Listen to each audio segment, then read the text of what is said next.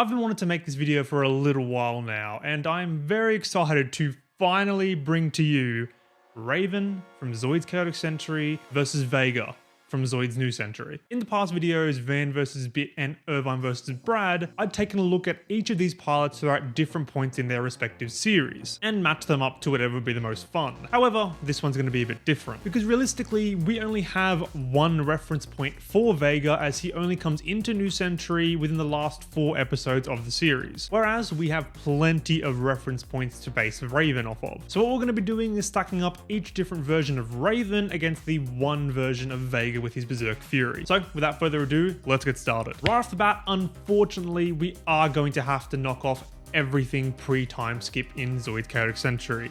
That means Raven with the Saber Fang and Raven with his first Geno.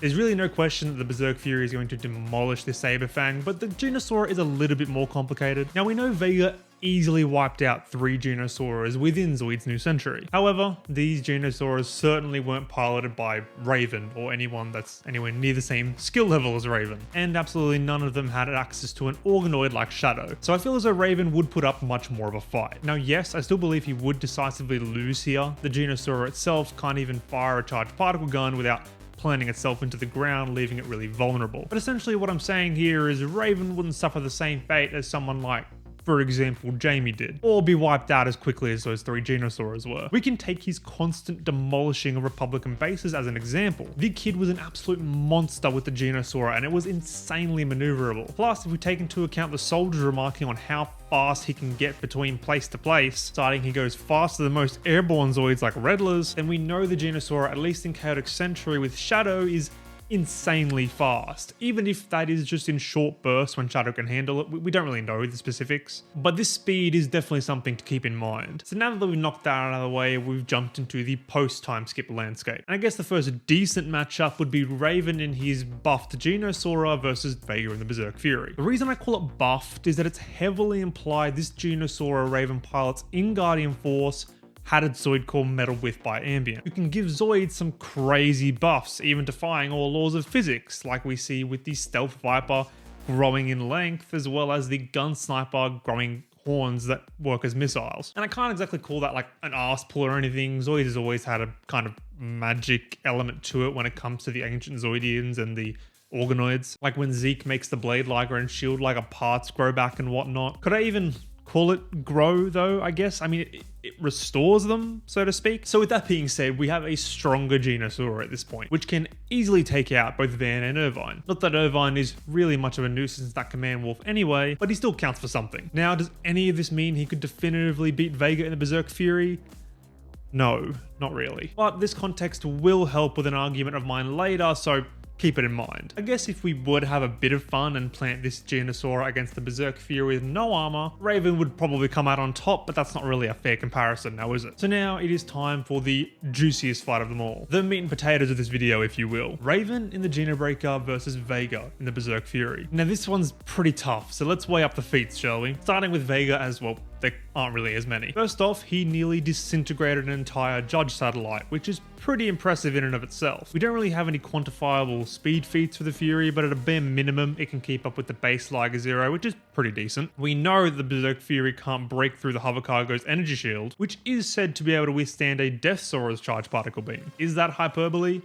Probably. It is claimed by Dr. Taurus after all. But hey, at the end of the day, the future is kinda scary and power creep can be a real thing, especially in this universe. But still, even if we take that claim literally, it still doesn't tell us much, because which Death Saurer is the frame of reference for the people in New Century? The clone one that Prozen built? The enhanced one that Hiltz fused with the Death Stinger, or the original untampered version from the Zoid Eve? It's hard to say, but personally, I'd probably narrow it down to either Prozen's or the original, and definitely not Hiltz's one, because there would be plenty of records from Imperial scientists going over their clones' capabilities, as well as of course a lot of first-hand accounts from that battle. And also by the time New Century rolls around, there would probably be extensive research on the ancient Zoidians and their people, which more than likely would include some details of the Death Saurer they originally created. And with Fiona getting her memory back at the end of Chaotic Century, this research more than likely would have been completed. Even though that's not canon, I think it wouldn't be too much of a stretch to say that would happen. So what does any of that prove? Again, not much. We'd only learned that the Berserk Fury's charged particle beam may not be as strong as the Death Saurer's, and the only reason that this is really relevant is because the Geno Breaker is quoted to be far stronger than the original cloned Death Saurer we see in the first season of Chaotic Century. Then again, the Fury might not have been at full strength here after taking out the Judge satellite. So does that make all of this a moot point? Yes and no, I guess. Some things we know for certain are that Vega and the Berserk Fury, without any armor, took out the entire Sykes team as well as bitten the Jaeger. And then the next biggest feat would be him and his shield withstanding 3 separate Genosaurer charged particle beams at the same time, followed by easily taking all of them out without a scratch. That's really it though, because we only spend a couple of episodes with the full power Fury, and I don't think him beating some Red Horns really counts for much. Now for Raven and the Geno Breaker feats. He wiped out entire Guardian Force fleets with ease, which included Godulus's in them, even though they did kind of become cannon fodder by the time New Century rolled around. He also never necessarily loses against Van and the Blade Liger, which is pretty impressive considering how OP he becomes by the end of the series. Raven also manages to beat 3 Genosaurers, although nowhere near as flawlessly, which is something I always found a little bit odd, because for one, we know the Geno Breaker is far more maneuverable than we see in this fight, and we know Raven can tap into that potential. He's an insane pilot at the end of the day. Even Reese herself says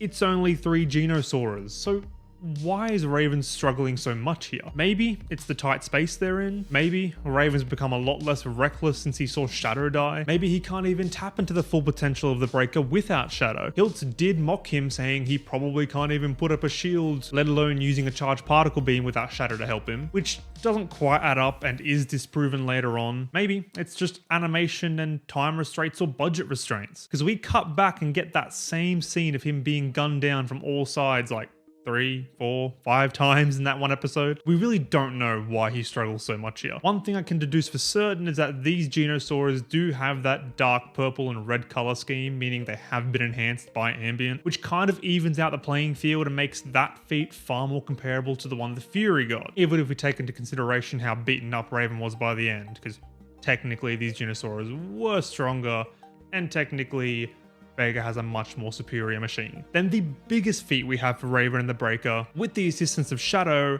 has to be tearing a hole in the roided up Death Saurer's energy shield, which is pretty damn impressive all things considered. That thing was an absolute monster. Now, just before I get into the conclusion, I did want to touch on one more thing real quick, which is something that we don't really know and could dramatically change the tide of this battle. Can the Berserk Fury use its charged particle beam while it's in the air, like how the Geno Breaker can? Because we never see it do that in New Century. Now, I'm not sure if it does it in Fuses or the manga, but regardless, those don't really count towards this discussion. Logically, it should be able to, considering it's, you know, the next generation of the Geno Breaker line, essentially a modern version of it, but maybe it can't. It does have those extra stabilizers on its legs, so maybe it simply needs that extra support because the charged particle beam's so much more powerful and it physically can't fire from the air. Or maybe Vega's just not experienced enough to pull something like that off. We just don't know, and that is such a big factor that could switch the tides of this battle so quickly. But who do I think would win this battle regardless? Personally, I'm gonna go with Raven, even if only just in the circumstance that Vega can fire the charged particle beam from the air. Because if he can't fire from the air, this victory is just gonna be ever so more decisive. It would be extremely rough for Vega if he had to be planted in the ground when he fires that charged particle beam, because the last thing you want, if you're staring down Raven and the Geno Breaker in a battle, is to be a sitting duck planted into the ground. At the end of the day, Raven is a child soldier who is conditioned by Prozon. He can be ruthless and has little to no respect for his opponent, which is a far cry from the atmosphere of Zoids being a sport that someone like Vega is used to. And with him being so young and inexperienced, I can't see Vega pulling off a win here, even if he is a child prodigy. I doubt the organo system in the Fury would even have a chance to kick in before Raven forcibly pulls it out of the Berserk Fury's chest. Yes, the Berserk Fury is a crazy machine, do not get me wrong. If you've read the Zoids manga, you know how absolutely crazy that thing can be. To give you a quick example, we see it chop up a Geno Breaker in a panel, in mere seconds, with Raven at the controls. But again, like I said, we can't really take the manga into account here because that is a whole different ballgame. When it comes to this hypothetical versus, I just see Raven winning every single time, and Vega's not going to know what hit him. If he's lucky, he might get a cheap shot off here and there. The claw blade things on the Berserk Fury are quite a bit more convenient and powerful than like the X Breakers and the Geno Breaker, so that could come in handy. But regardless, I just can't see him pulling off a win here, even with a much better arsenal. But what do you all think? Let me know in the comments below. Do you feel like the Fury is a strong enough machine to make up for that skill gap? Or do you agree that Raven would just win a majority of the time in this situation? But yeah, that's all from me. I hope you all enjoyed this video. Do not forget to like and subscribe. It is always appreciated, and I'll see you in the next one. Peace.